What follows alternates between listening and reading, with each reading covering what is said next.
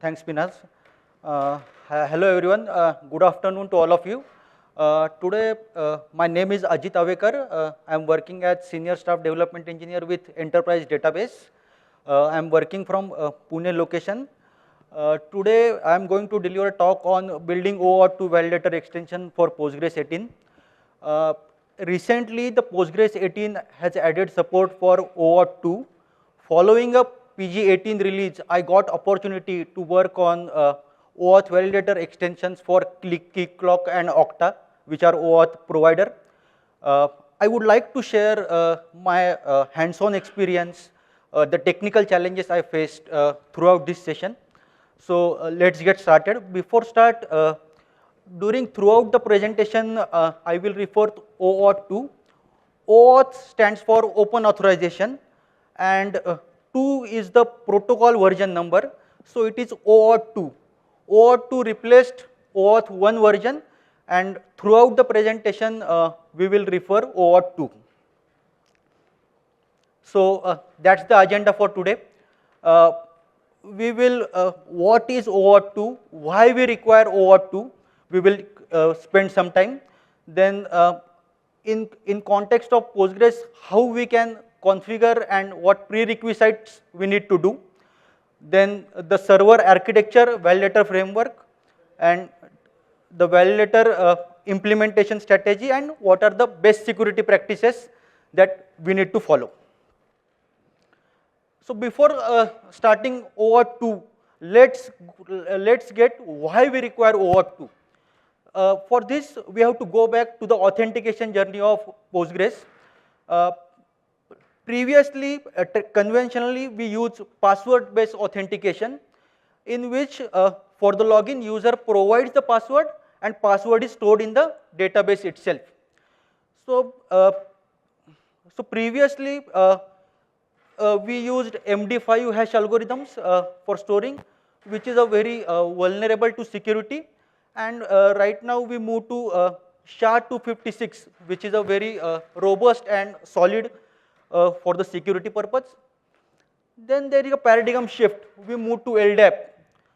For the LDAP, the change is we still provide the password for the login, but the password is not no more stored on the database. It is somewhere stored in the LDAP authentication server. So whenever we try to log in, we provide the password and Postgres forwards it to the LDAP server, and the authentication happens there itself. The third is Kerberos. The Kerberos is the first passwordless authentication mechanism. Before that, but there are passwordless authentication mechanisms like Trust, Ident, Peer, which no more valid for the production use. So the Kerberos is the first pioneer of single sign-on login, in which we get the ticket. We do not, we first log in with the key distribution center, we get the ticket and provide that ticket to the Postgres, and Postgres verifies that ticket. So first, for the first single sign-on, we require the password, but after that, after obtaining the ticket, password is no more required. So what are the advantages of Kerberos? The Kerberos is valid only in LAN network. It cannot be deployed in the cloud, and in Kerberos, we cannot give multiple permissions. That if you have ticket, you are a valid user, that's it. So all these are overcome in OAuth2. The Kerberos ticket is replaced by access token in OAuth2. So this is introduced in PG18. So what is the access token? So access token is nothing but a digital kind of badge. You get it, and you instead of password, you send it to the Postgres server. There are range of identity providers, from open source Keycloak to commercial like Google, Entra, GitHub. Generally how it works, instead of password, we send it access token, and access token is verified by the Postgres, and if it is verified, we send it, we allow the user to log in, and we need to map the entry. So generally how it looks like. So for the PSQL, there are additional command line parameters that we need to pass. The first one is OAuth_issuer. That is the URL of your identity provider that we need to provide. The second one is OAuth client ID. That is configured by the your IT team, and they provide the OAuth client ID. There are two variants. It may be a public or private. In case of private, we need to provide the credentials, but generally it is encouraged to use the public client ID. After this, the URL comes like this. Uh, you have to visit this site and you need to enter this code. So Postgres will wait till we enter this code and do the authentication. Generally, the authentication is multi-factor authentication done by the multiple servers, and as soon as we do the authentication and it is successful, it will be able to log in. We can see here the current user as IdP, and at the PSQL command line itself we have provided user IdP, and the system_user we are able to see what authentication mechanism we use and through which username we have logged in. So there are some key terminologies which are presented. The IdP is generally identity provider which gives you the access token. Postgres server is act as a resource server. There are JWKs like JSON Web Keyset which are used for signature validation, and the discovery URL stands for the metadata of the endpoint server, which gives information about what authentication mechanism, what signature that server is using. So throughout this we will refer JSON Web Keyset as JWKs. And so what are the advantages? The first and most important advantage is it cures your password phobia. Let's say you have multiple applications like bug tracking tool, messengers. You no need to create a different password every time, different password for each application. You just create a single sign-on and that's it. It will help you, and it will able to help you log in for multiple applications.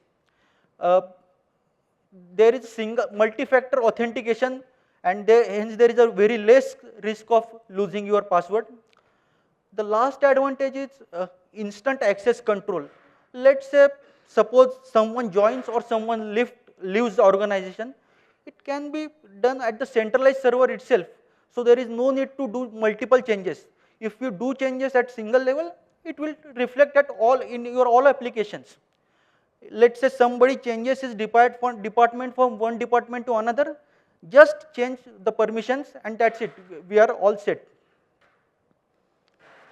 So in order to use OAuth, there are some prerequisites. The Postgres 18 has support for SASL OAUTHBEARER. SASL stands for Simple Authentication Security Layer. Apart from this, for client build, it must be built with OpenSSL with libcurl. The curl library, most of the communication with the OAuth server is using curl, and the secure communication we are achieving with OpenSSL. After the build, you can see libpqOAuth.so that gets created. It depends on your version. If you are trying 19, it will be a 19. Validator module is required. We will later check why we require validator module. And with this, we are able to add a new authentication mechanism, OAuth, in a PGConf. So these are some snapshots of the configuration files. The first one is the scope. Scope are nothing but the important is what kind of permissions you have in your server. So most of the identity servers provide a customized scope. We can create a customized scope. Let's say for this I have created scope Postgres. So what it means is, in order to access your Postgres server in your identity provider, it must have Postgres permission assigned to that user. Otherwise, it will not be able to access the Postgres database server. The issuer and the map is optional, and it comes into picture depending on the delegate ident mapping. This is the changes required in PostgreSQL.conf, OAuth Validator libraries. We need to provide our extension. There can be in single server, there can be a multiple extension we can provide it delimited by comma, and for multiple extension, we need to use pghba.conf file, and pghba.conf file we need to write multiple rules for multiple, and accordingly multiple servers will come into picture for your login. The third one is the pgident.conf file, which is nothing but the mapping system name to username. The OAuth support scattered across all the three modules. It has support in client. Postgres 18 has support for SASL. We require a validator hook, and the validator will validate your access tokens. So the question comes, when we say Postgres has a native OAuth support, why do we require extension? Why it is not taking care? If we do not have extension, can we able to use OAuth? The question is no. The validator extension is must, even though Postgres 18 has support for OAuth. There are multiple reasons. The first reason is inconsistent formats. Even though the standard has specified OAuth, there is multiple identity providers use different formats. Let's say most are using JSON web tokens, but some of them are using, like Salesforce, GitHubs, are using OPEC strings, for which there is no any consistency. So we may switch, we need to use different formats. The JSON web tokens can contain multiple claims. There is no uniformity on how the token will look like. Each identity provider has multiple tokens format. There is a cryptographic complexity. Whenever we receive the token, it can be the signature can be using asymmetric or symmetric algorithms that we need to use. The key rotation, IdP server periodically rotates its keys, so we need to take care of key rotation itself. So that's why without a validator extension, we cannot able to use a OAuth authentication, even though the PG18 has support for, we can say native support for OAuth, but we still require a validator extension. Now, what are the validator module responsibilities? The first one is we need to validate the token, and the token is integrity check, whether it is not modified, and we need to verify the signature. Second one is we need to we get the token, we validate multiple claims in the token and make sure it is authorized to use it. And the third one is authenticate, that the authentication is driven by GUC, and I will go discuss further on same. That GUC is delegate ident mapping, and if we set the delegate ident mapping as no, then authn ID, and authn ID is one of the return value of validator, and it is compared with the map, and accordingly that if that map matches that name, then authentication is okay, otherwise it fails. And if we set delegate ident mapping as yes, then it is up to the validator. Validator can say it is solely a validator decision which takes call depending on the claim. So broadly, there are mainly two validation strategies. First one is online validation, and second one is offline validation. in online validation, we send the token back to the identity provider. So that much is very looks simple, but it has some performance penalties. For each token, for each authentication, there is a network call associated. And the second one is offline validation, and all the things like validation is done on the server itself. This validation is fast as compared to the online validation, but there are some challenges we will discuss further on same. These are the validator entry points that we need to check. For this, there is OAuth validator callback structure is present, and it has 3 function pointers: validator underscore startup, validator underscore shutdown, and validate underscore token.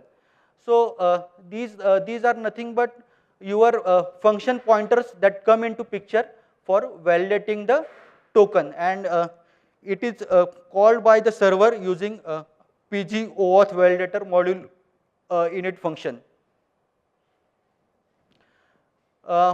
This is the validate token that comes into picture.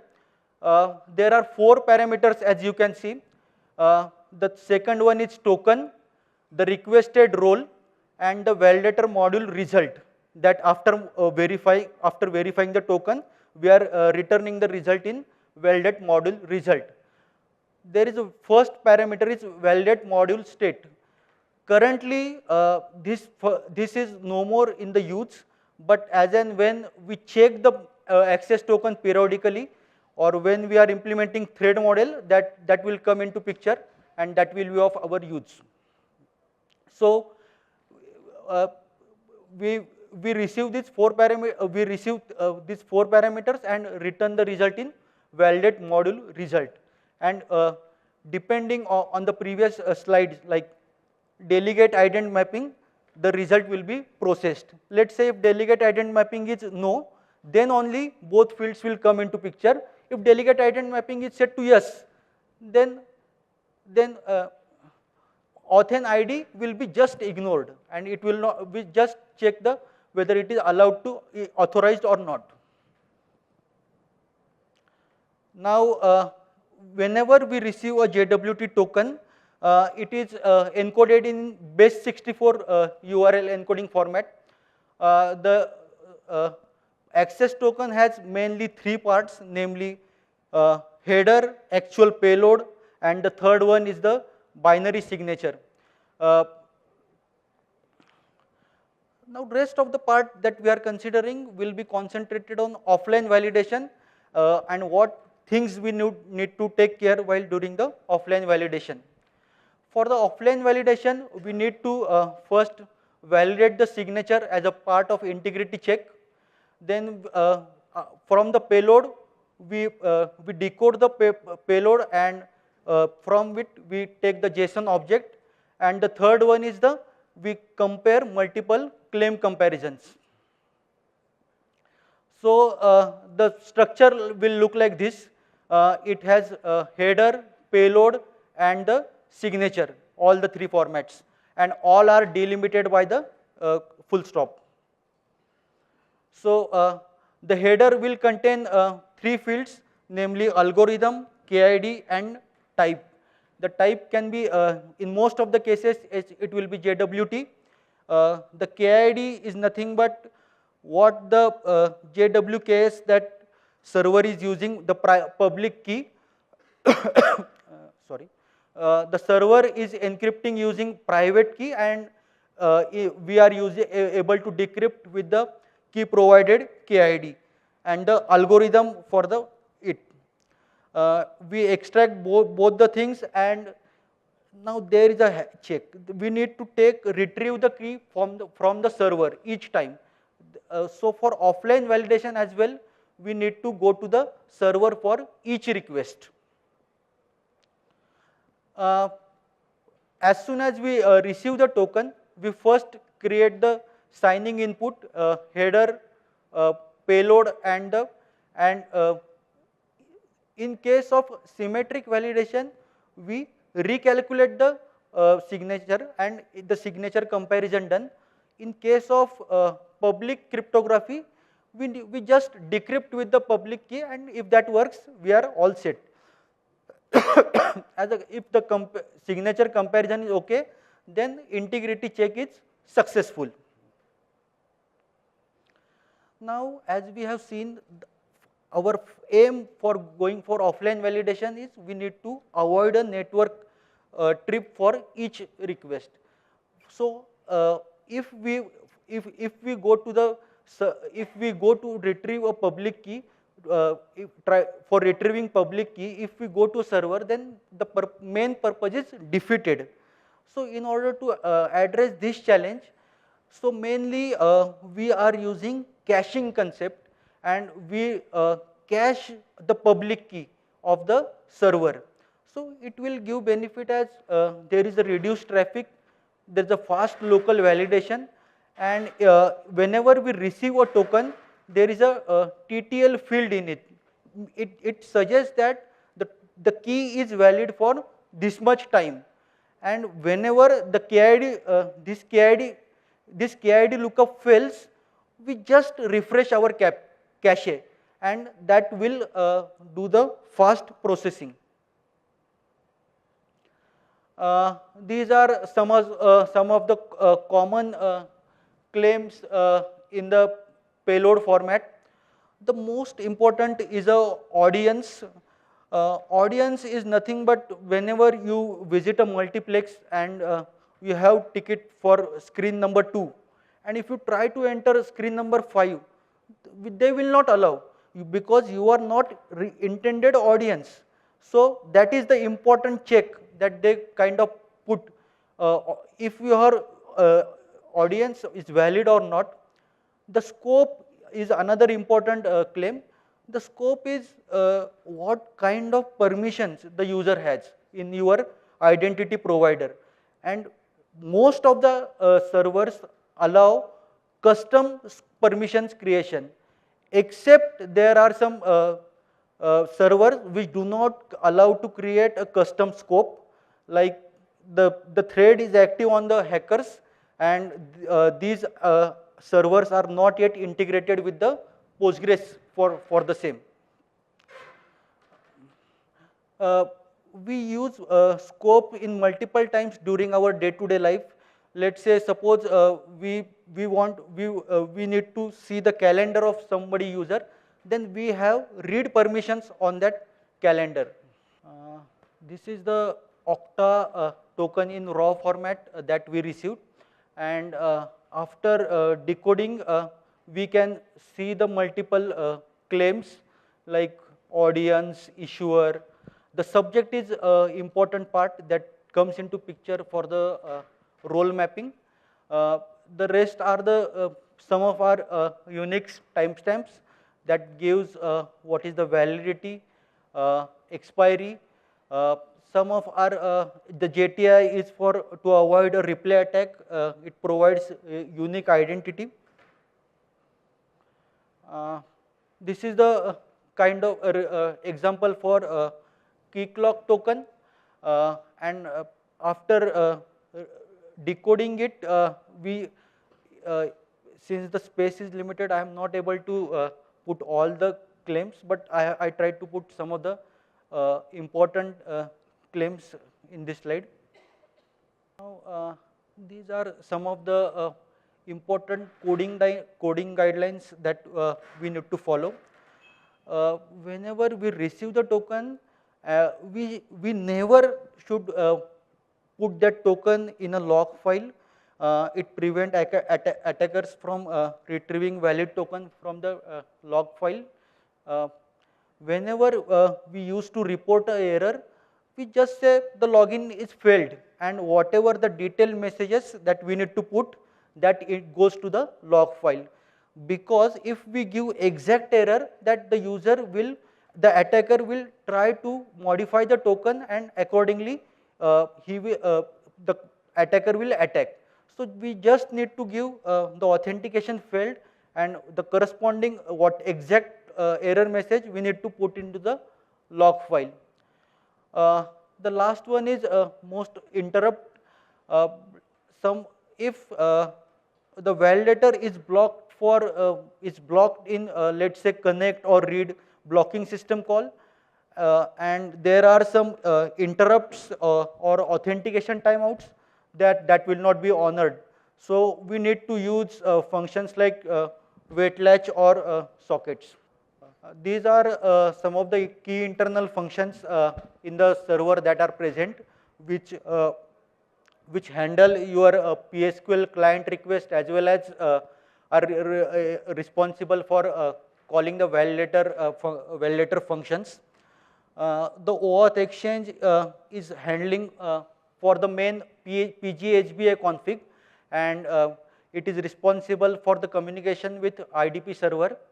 Validate is the core engine part, which retrieves the access token and sends it to the validator. Check OAuth validator is nothing but a check which integrity assurance that all the functions are correct and in place. Load validator library is called at the starting itself. Now the main important part is whenever we have to decrypt verify the signature and comparison, then there is no native C support. So I have listed some of these languages which have support for token validation and signature validation. With these, the task is reduced to just a single API functions, and our task is done. These are some of the references that I have referred. The first one is development journey EDB blog by the Jacob Champion, who is the original developer of OAuth has developed. The second one is EDB colleague Guang Zi. He has given an example of Rust validator implementation, and it is quite useful. The third one is the official PostgreSQL documentation that will also help you. These are my contact details, and that's it. Thank you.